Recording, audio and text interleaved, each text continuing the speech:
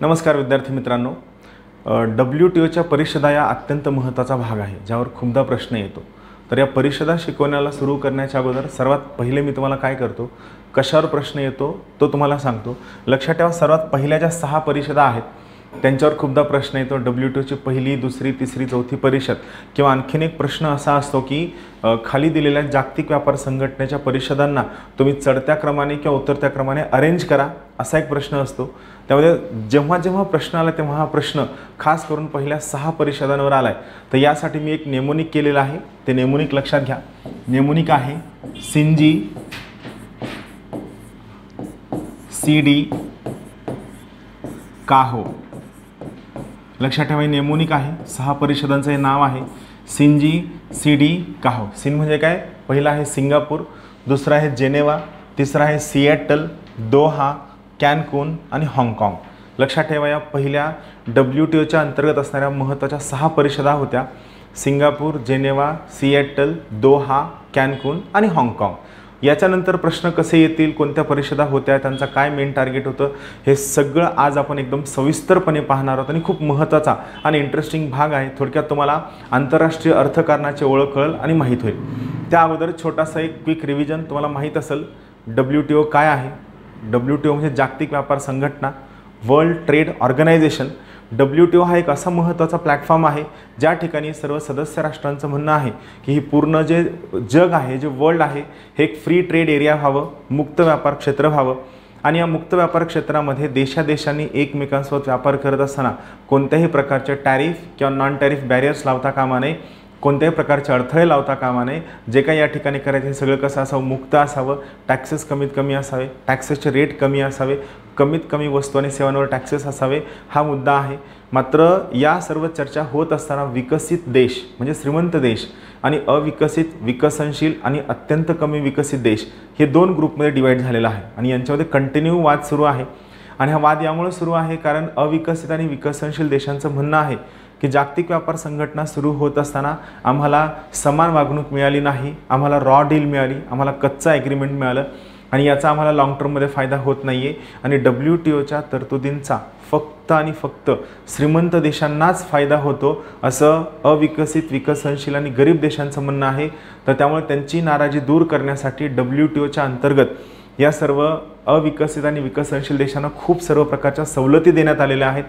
या दिल्या गेलेल्या सर्व प्रकारच्या सवलतीमध्ये त्यांना टॅक्सेसमधील सवलत असेल, त्यांना या तरतुदी लागू करण्यासाठी दिला गेलेला जास्तीचा वेळ असेल, या सर्व सवलतींच्या मार्फत अविकसित आणि विकसनशील देशांची नाराजी दूर करण्याचा प्रयत्न केलेला आहे। मात्र एवढं सगळं करूनही आणखीनही नाराजी दूर झालेली नाही आहे आणि या सर्वांवरती सध्यासुद्धा सर्व डिस्कशन्स आणि चर्चा सुरू आहेत। आणि हे डिस्कशन्स आणि चर्चा ज्या सर्व महत्त्वाच्या परिषदांमध्ये होतात त्यांना आपण मंत्रीस्तरीय परिषदा असं म्हणतो। या मंत्रीस्तरीय परिषदा या WTOचा एक अत्यंत महत्त्वाचा अभिन्न अंग आहे, इंटिग्रल पार्ट आहे। इथे लक्षात ठेवा, जागतिक व्यापार संघटनेची मंत्रीस्तरीय परिषद म्हणजे मिनिस्टेरियल कॉन्फरन्स ही डिसिजन मेकिंग करणारी सर्वोच्च बॉडी आहे, सर्वोच्च संस्था आहे। परत एकदा सांगतो, जागतिक व्यापार संघटनेच्या अंतर्गत निर्णय घेणारी सर्वोच्च शिखर संस्था म्हणजे मिनिस्टेरियल कॉन्फरन्स किंवा मंत्रीस्तरीय परिषद आहे। लक्षात ठेवा, साधारणतः दर 2 वर्षांनी मिनिस्टेरियल कॉन्फरन्स भरवली जाते। या मिनिस्टेरियल कॉन्फरन्समध्ये प्रत्येक देशाचा minister for commerce and trade, व्यापार व वाणिज्य मंत्री हा त्या ठिकाणी त्या देशाकडनं प्रतिनिधी असतो।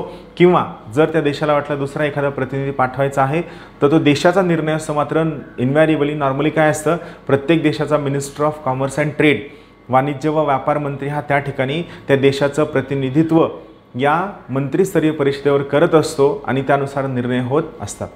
चला आता आपण काय करूया, एक एक मुद्दा समजून घ्या। इथं लक्षात घ्या, या सर्व परिषदांमध्ये समोर जाण्याच्या अगोदर एक बेसिक थीम लक्षात ठेवा। श्रीमंत देश आणि गरीब देश या दोघांमधील जी भांडणं आहेत, जग मुक्त व्यापार क्षेत्र स्थापन करण्यासाठीची या भांडणांवर चर्चा करणं, निगोशिएशन करणं, ॲग्रीमेंट करणं आणि ॲग्रीमेंटला एका कन्क्लुजनपर्यंत पोचविणं हे या सर्व मंत्रीस्तरीय परिषदांचं महत्त्वाचं उद्दिष्ट आहे। हे बेसिक थीम लक्षात ठेवा, जेणेकरून तुम्हाला इथं मी जे सर्व मुद्दे शिकवणार आहे हे चांगले कळतील। चला तर महत्त्वाचा मुद्दा, मंत्रीस्तरीय परिषद ही WTOच्या अंतर्गत निर्णय घेणारी सर्वोच्च परिषद आहे। ही दर 2 वर्षांनी भेटते। मग सर्वात पहिली परिषद जी झाली ती झाली 1996ला। तुम्हाला माहीत असेल 1 जानेवारी 1995ला WTOची स्थापना झाली. त्यानंतर 1996ला पहिली मंत्रिस्तरीय परिषद झाली. ही मंत्रिस्तरीय परिषद सिंगापूर या ठिकाणी झाली 1996ला. याचा कालावधी 9 ते 13 डिसेंबर 1996 हा आहे. त्यावेळी भारताचं प्रतिनिधित्व BB रमैया यांनी केलं होतं. नाव लक्षात ठेवा.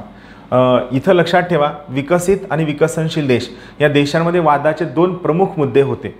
पहिला महत्त्वाचा मुद्दा होता तो होता सोशल क्लॉज. सोशल क्लॉज म्हणजे काय? सामाजिक परिच्छेद. दुसरा आहे लेबर स्टँडर्ड. तिसरा आहे पर्यावरण मानक. आता पहा, बेसिक काय आहे, WTOच्या अंतर्गत सर्व सदस्य राष्ट्रांना एकत्रित येऊन मुक्त व्यापार व्यवस्था स्थापन करायची आहे. म्हणजे काय, तुमच्या देशातला माल आमच्या देशामध्ये आणून तुम्ही सहज विकू शकता. जर तुमच्या देशातील माल तुम्ही आमच्या देशात सहज विकू शकत असाल तर आमच्या देशामधील माल तुमच्या देशामध्ये विकण्यासाठी तुम्ही आम्हाला सहज सोपी परवानगी द्यावी. त्यावर तुम्ही कोणत्याही प्रकारच्या अडथळे आणता कामा नये असं या ठिकाणी ठरलं होतं. मात्र काय आहे की मानवी स्वभाव आहे, प्रत्येकजण इकॉनॉमिकली रॅशनल असतो. वर बोलताना प्रत्येकजण हो हो म्हणतो. मात्र जेव्हा त्या देशातील माल आपल्या देशात विकण्यासाठी आला तर त्या देशातील माल आपल्या देशामध्ये खूप मोठ्या प्रमाणात आला तर तो स्वस्तात होईल, तो माल विकला जाईल. आपल्या देशातील माल विकला जाणार नाही. किंवा त्या देशातील मालाची क्वालिटी खूप चांगली आहे आपल्या देशातील मालापेक्षा, वस्तू आणि सेवांपेक्षा, तर त्या वस्तू आणि सेवा विकल्या जातील, आपल्या देशातील वस्तू आणि सेवा विकल्या जाणार नाही. मग काय होतं की सरळ सरळ या आंतरराष्ट्रीय व्यापाराचा परिणाम आपल्या स्वतःच्या देशातील वस्तू आणि सेवांच्या व्यापारावर होतो. आणि या परिणामाचा सगळ्यात मोठा फटका हा होतो की यामुळं आपल्या देशातील गरिबी वाढते, बेरोजगारी वाढते, उद्योगधंद्यांना नुकसान होतं.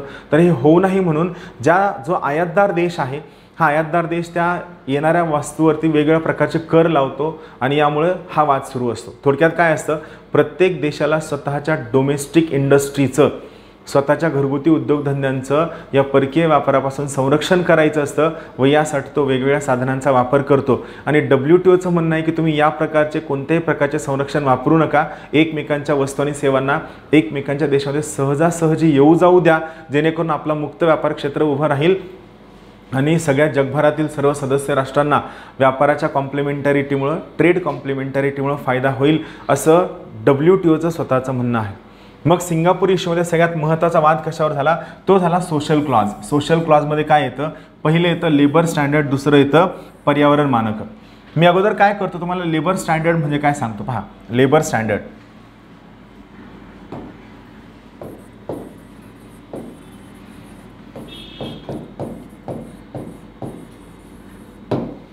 आता लेबर स्टँडर्ड कळण्यासाठी आपण एक छोटे छोटे मुद्दे समजून घ्या. सगळ्यात पहिला महत्त्वाचा मुद्दा आहे तो आहे आयातदार देश, म्हणजे जो देश एखाद्या वस्तूची आयात करणार आहे. दुसरा देश आहे निर्यातदार देश, जो देश काय त्या वस्तू आणि सेवांची निर्यात करणार आहे.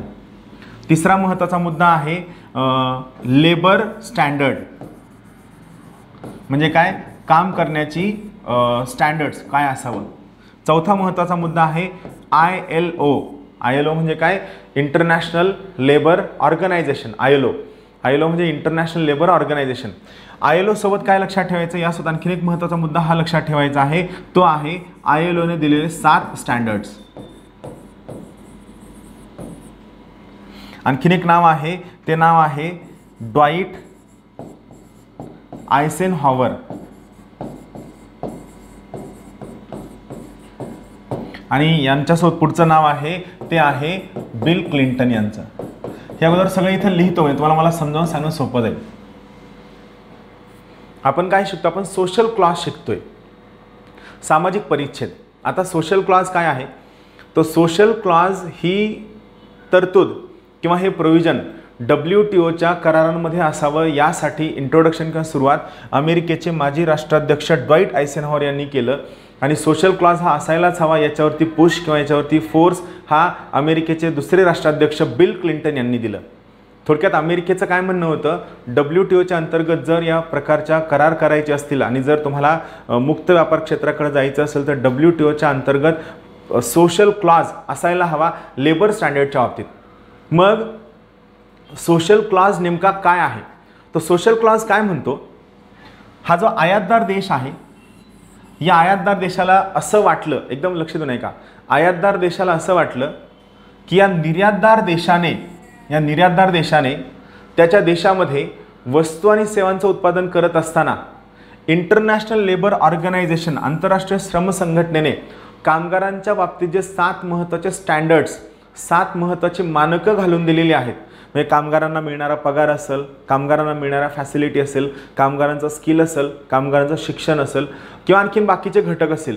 जर त्या निर्यातदार देशाने स्वतःच्या देशामध्ये वस्तू आणि सेवांचं उत्पादन करत असताना इंटरनॅशनल लेबर ऑर्गनायझेशनने घालून दिलेले 7 महत्त्वाचे स्टँडर्ड्स फॉलो केले नाही, जर पालन केलं नाही आणि कामगारांचं दडपण करून, कामगारांचं दमन करून, त्यांचं एक्सप्लॉयटेशन करून वस्तू आणि सेवांची निर्यात केली, तर या आयातदार देशाला या निर्यातदार देशामधून येणाऱ्या ज्या वस्तू आणि सेवा आहेत यांच्यावरती टॅक्सेस वाढविण्याची परवानगी असावी.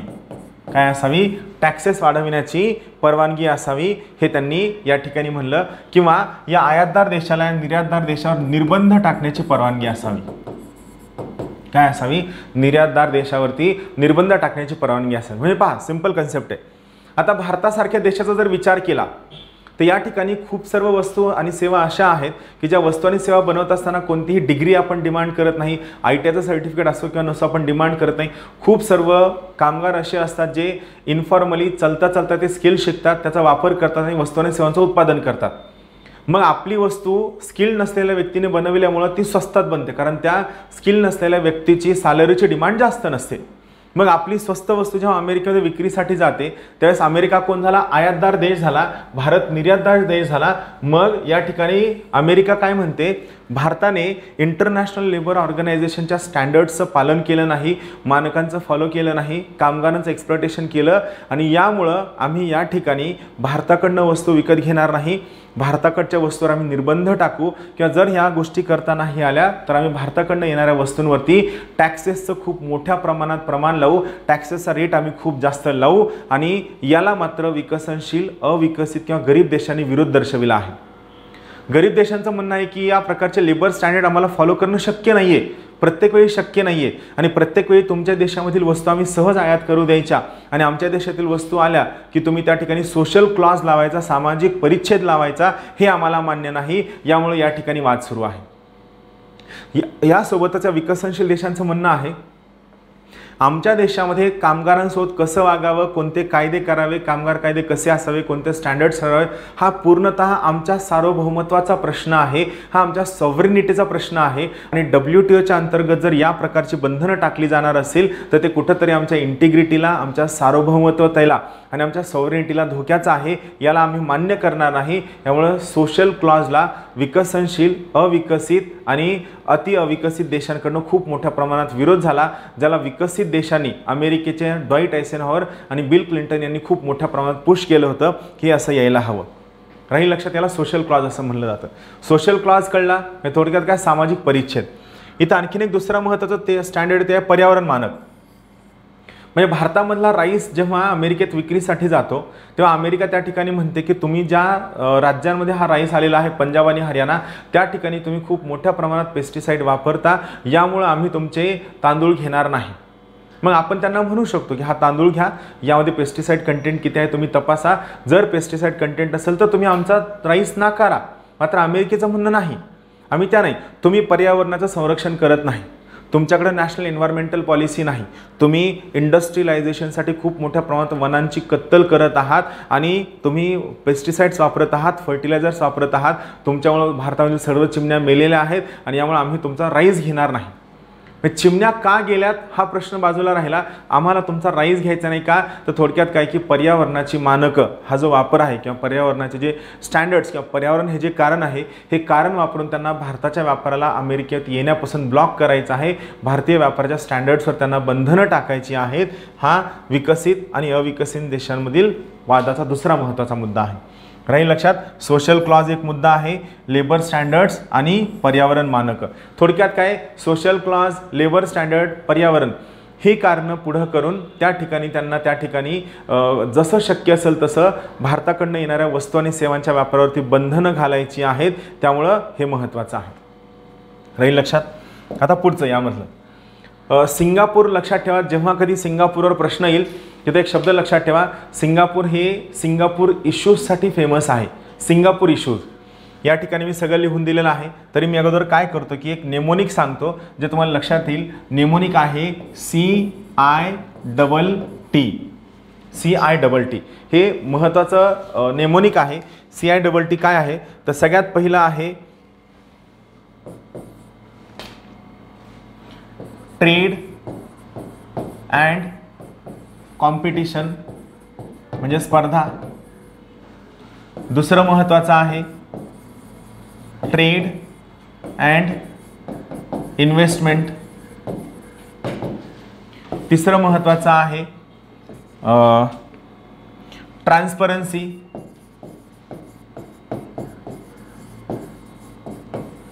In government procurement. आणि चौथं सर्वात महत्त्वाचं ते आहे ट्रेड फॅसिलिटेशन.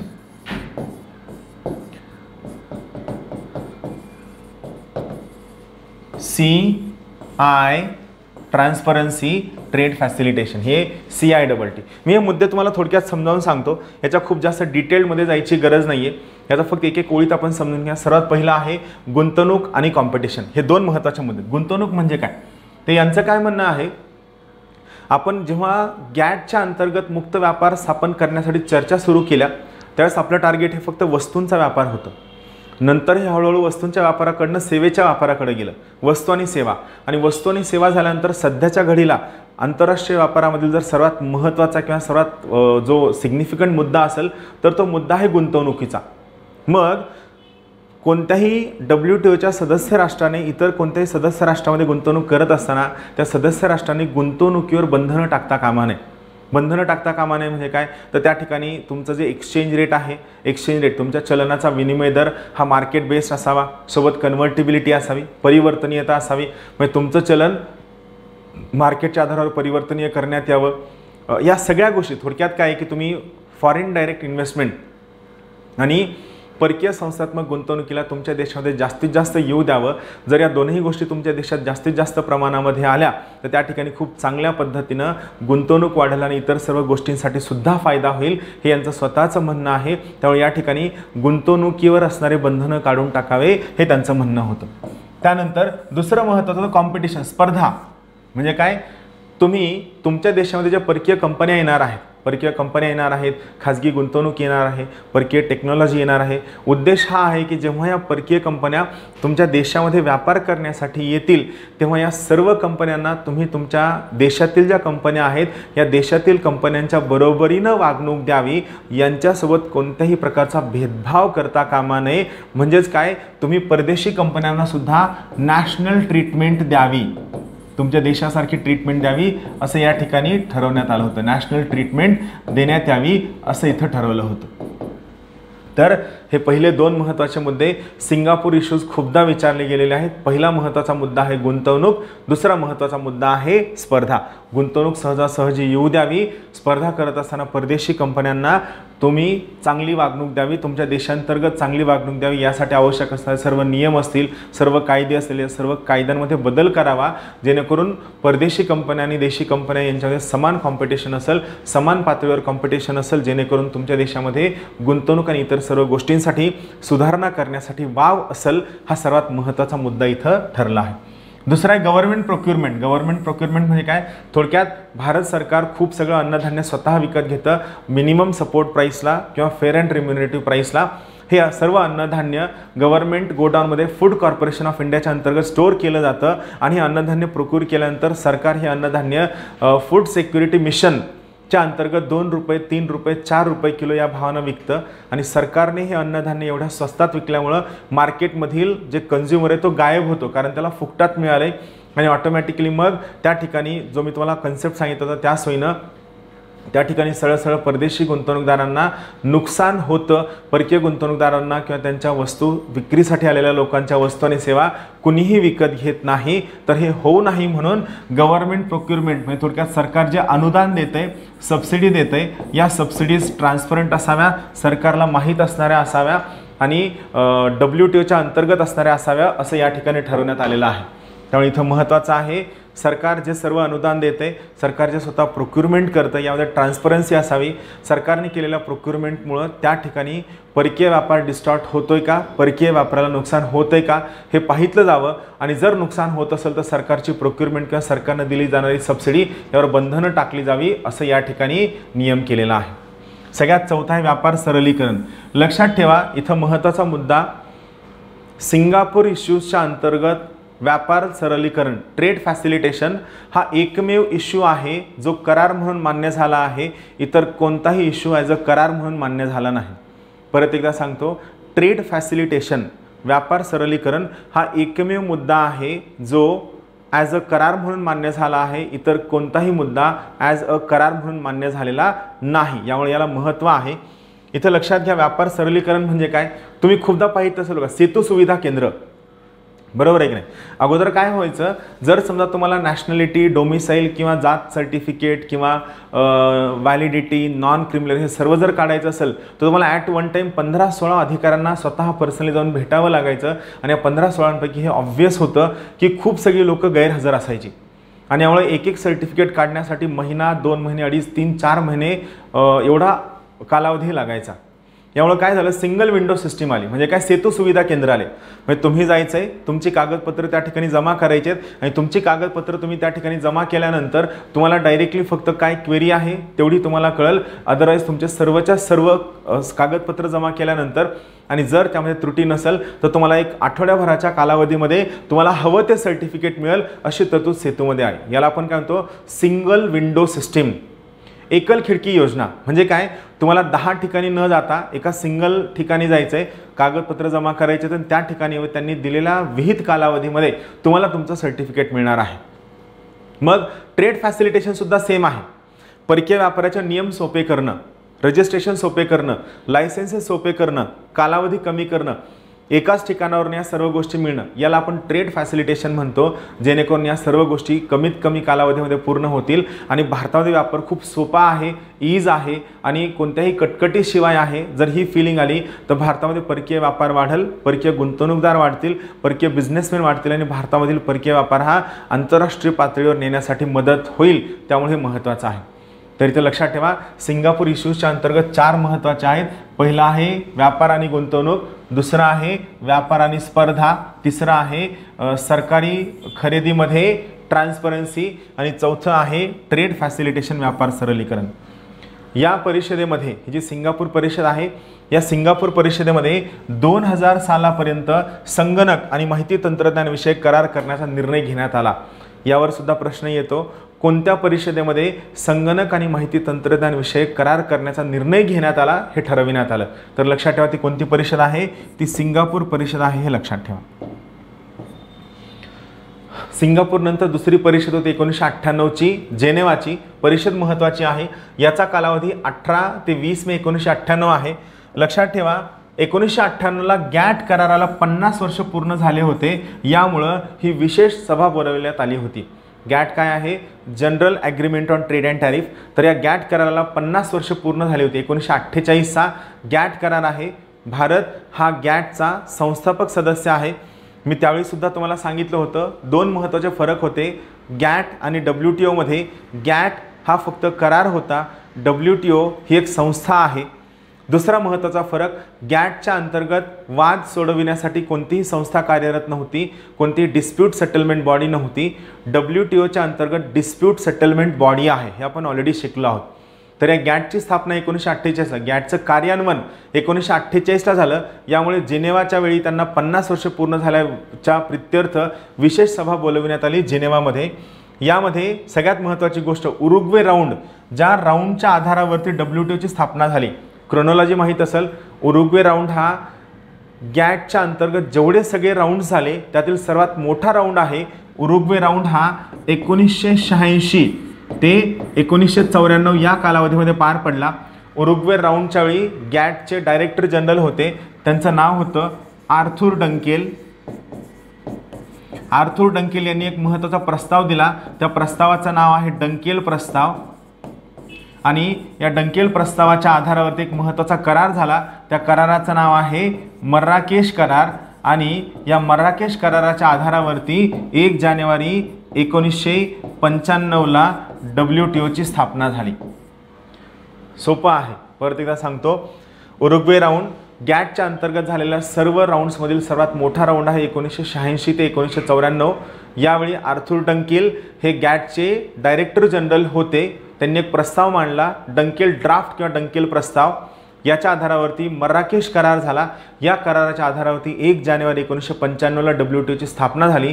मग जेनेवाच्या परिषदेमध्ये उरुग्वे राऊंडच्या अंतर्गत ज्या सर्व चर्चा होत्या, या चर्चांना परत वेळ देण्यात आला, त्यांच्यावर परत डिस्कशन करण्यात आलं आणि ते कोणत्या पद्धतीने वर्कआउट करतील हे सांगण्यात आलं. सोबतच सिंगापूर मुद्द्यांवर सुद्धा चर्चा करण्यात आली. हे महत्त्वाचं आहे. इथं विचारलं जाऊ शकतं जेनेवाच्या वेळी कशावर चर्चा झाली, तर लक्षात ठेवा उरुग्वे राऊंड आणि सिंगापूर इश्यूज यावर चर्चा झाली. त्यानंतर तिसरी महत्त्वाची परिषद होती सिएटल परिषद 1999. सिएटल परिषद ही फक्त निदर्शनं, मोर्चे यासाठी गाजली. काय महत्त्वाचं आहे तर याचा कालावधी होता 30 नोव्हेंबर ते 3 डिसेंबर 1999. 96, त्यानंतर 1998, त्यानंतर 1999. एका वर्षानं लगेच सिएटल परिषद झाली.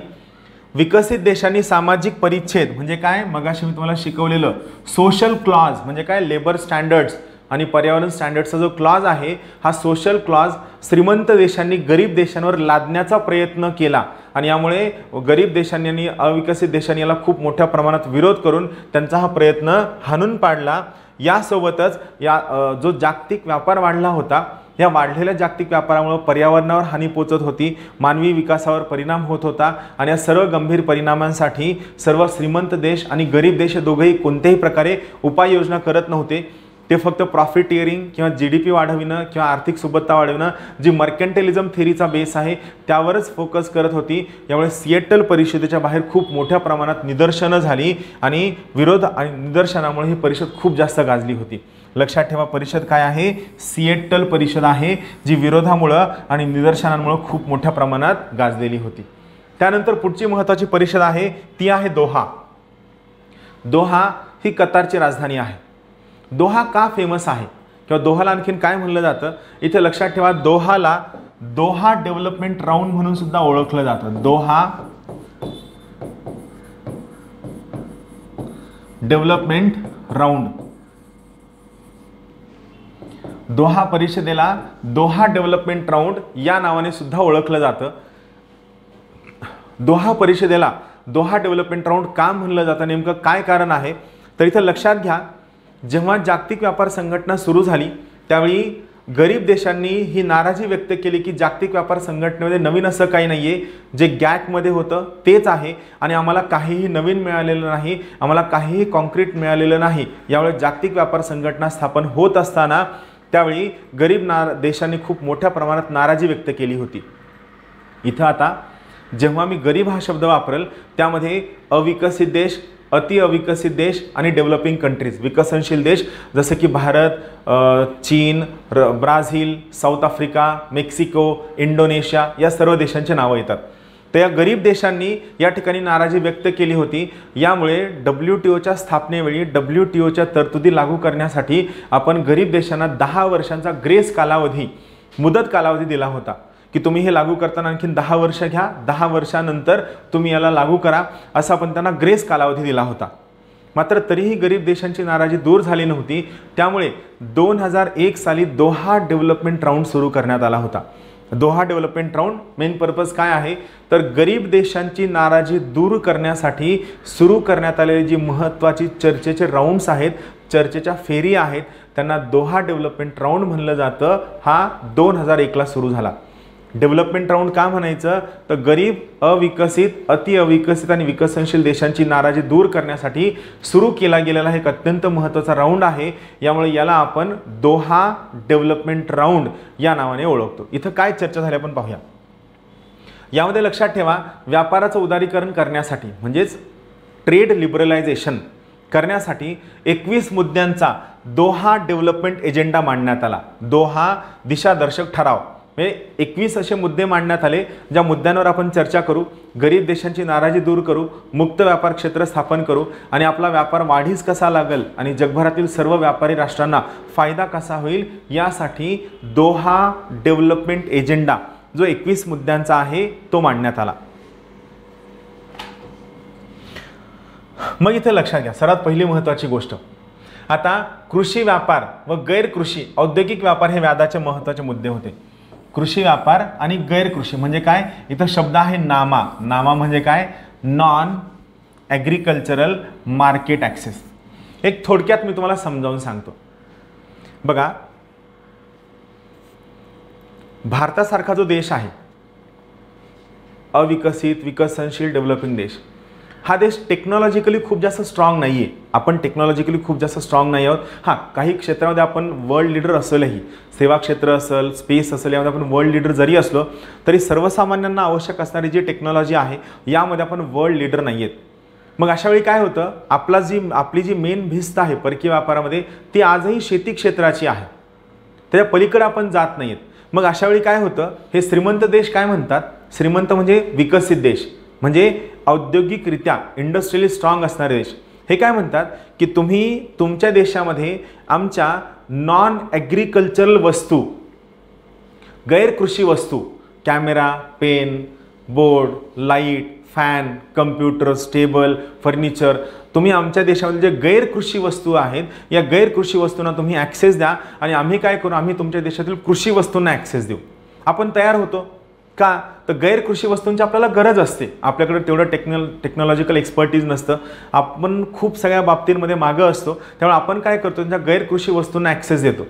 मात्र त्यांच्या वस्तूंना आपण ॲक्सेस दिल्यानंतर जेव्हा आपला शेतमाल त्यांच्या तिथं आपण विक्रीसाठी नेतो, मग त्यावेळेस ते म्हणतात तुम्ही हा शेतमाल बनवत असताना पर्यावरणाच्या नियमांचं पालन केलं नाही, तुमचा शेतमाल परत घेऊन जा. तुमची रजे आम्ही घेणार नाही, कारण या रजे बनवताना तुम्ही लहान मुलांचा वापर केला, बालमजुरी केली.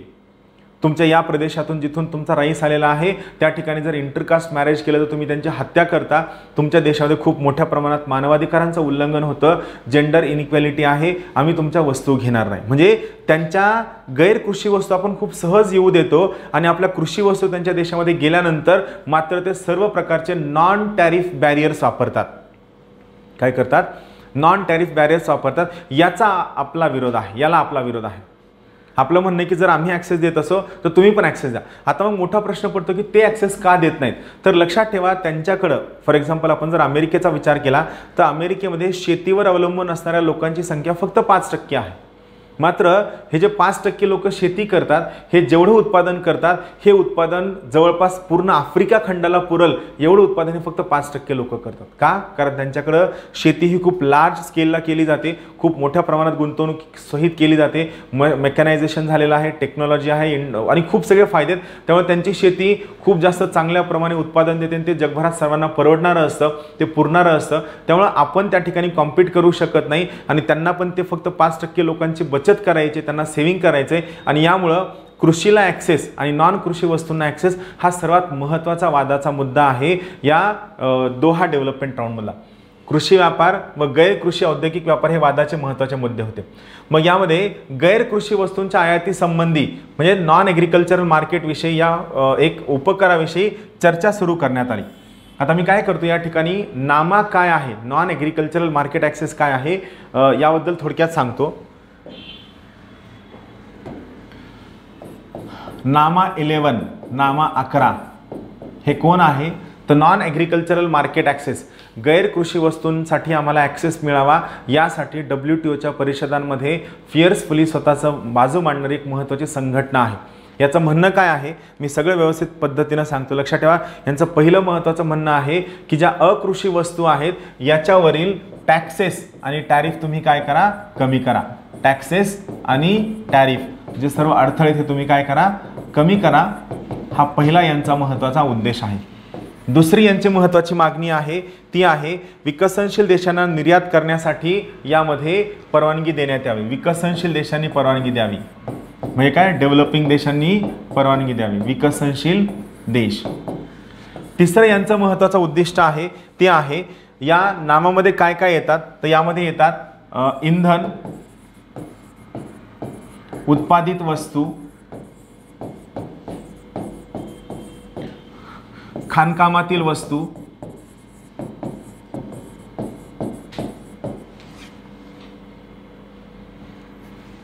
मासे व इतर पदार्थ, हे सर्व यामध्ये येतं. मासे व इतर पदार्थ हे सर्व यामध्ये येतं. इथे एक सिंपल कन्सेप्ट लक्षात ठेवा ज्यावर प्रश्न येऊ शकतो. नामा हा ॲग्रीमेंट ऑन ॲग्रिकल्चरचा भाग नाही. जो आपण शिकलेलो आहोत तो लक्षात ठेवा. नामा हा ॲग्रीमेंट ऑन ॲग्रिकल्चरचा भाग नाही. जगाचा जो एकूण मर्चंडाईज ट्रेड आहे, वस्तूंमधील जो व्यापार आहे, या एकूण मर्चंडाईज ट्रेडपैकी 90% वस्तू नामाच्या अंतर्गत येतात. 90% वस्तू लक्षात ठेवा. 90% वस्तू नामाच्या अंतर्गत येतात. राहील लक्षात. पहा परत एकदा सांगतो. कृषी आणि गैरकृषी वस्तूंच्या व्यापारावर जी बंधनं टाकली गेलीत ही बंधनं कमी करण्यासाठी चर्चा होती. त्यामध्ये नॉन ॲग्रिकल्चरल मार्केट ॲक्सेसबद्दलही चर्चा होती. त्यामध्ये नामाचं काय म्हणणं होतं? पहिलं म्हणणं होतं की विकसनशील देशांनी आमच्या नॉन ॲग्रिकल्चरल अकृषी वस्तूंना ॲक्सेस द्यावा, यासाठी टॅक्सेस कमी करावं, टॅरिफ कमी करावा.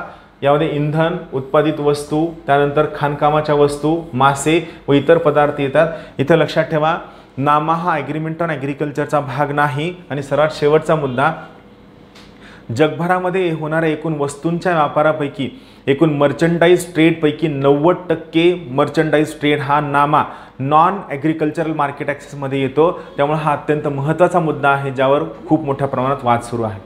मग हा वाद सोडविण्यासाठी दोहा डेव्हलपमेंट राऊंडच्या वेळेस एक महत्त्वाचा फॉर्म्युला मांडण्यात आला. त्या फॉर्म्युल्याचं नाव आहे स्विस फॉर्म्युला. Swiss formula.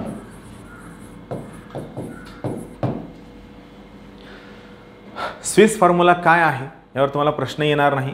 फक्त तुम्हाला काय लक्षात ठेवायचं आहे, स्विस फॉर्म आला तर प्रश्न फक्त एकच येऊ शकतो, स्विस फॉर्म्युला कशाशी संबंधित आहे. इथे लक्षात ठेवा स्विस फॉर्म्युला हा WTOशी संबंधित आहे.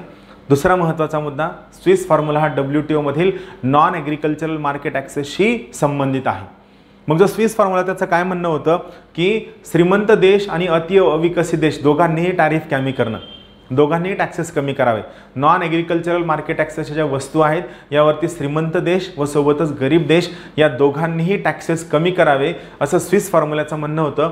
मात्र हे टॅक्सेस कमी करत असताना त्यांची टॅक्स प्रोफाईल काय आहे, म्हणजे जुना टॅक्सचा रेट किती आहे, तो टॅक्स ते का लावतात किंवा तो टॅक्स लावणं का गरजेचं आहे, त्यांच्या देशातील उद्योगधंद्यांचं स्टेटस काय आहे, त्यांची इकॉनॉमी कशावरती अवलंबून आहे, त्यांचं पूर्ण स्ट्रक्चर कशावरती अवलंबून आहे, असं काहीही न पाहता थोडक्यात त्या देशाचं टॅक्सची प्रोफाईल, त्या देशाचं टॅक्सचं स्टेटस लक्षात न घेता जेव्हा या ठिकाणी तुम्हाला टॅक्सेस कमी करण्यासाठी सांगितलं जातं तर त्याला सगळ्यांचा विरोध असतो. त्यामुळे स्विस प्रोफाईल किंवा स्विस फॉर्म्युला याला नकारण्यात आलं. त्यानंतर पुढचा महत्त्वाचा फॉर्म्युला आला ज्याला आपण म्हणतो मॉडिफाईड स्विस फॉर्म्युला.